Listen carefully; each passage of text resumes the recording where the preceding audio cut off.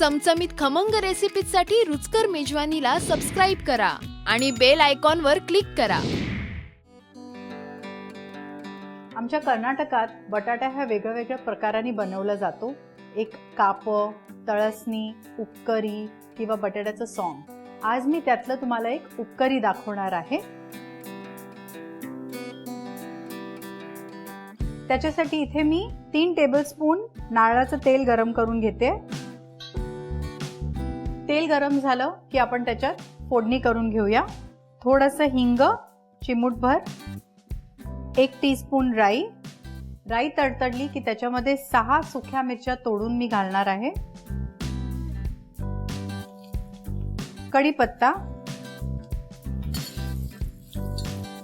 इथे मी 6 मीडियम साइजचे बटाटे असे लांबट कापलेले आहेत ते घालते।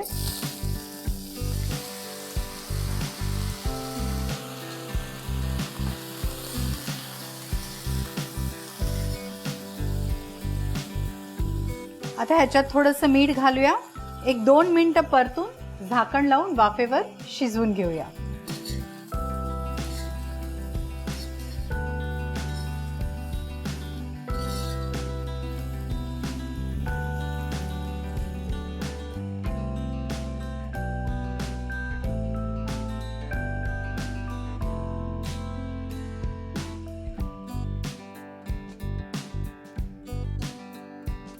पंधरा ते 20 मिनिटं आपण मंद गॅसवर हे बटाटे शिजवून घेतलेले आहेत आणि आता ते तयारी आहेत। एका सर्विंग बोल मध्ये आपण काढून घेऊया।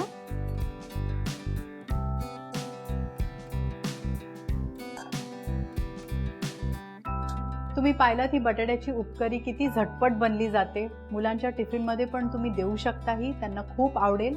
वरण भाताबरोबरही खूप छान लागतं। तर ही डिश तुम्ही नक्की ट्राय करा आणि मला कळवा। अशाच झटपट रेसिपीजसाठी रुचकर मेजवानीला सबस्क्राइब करा।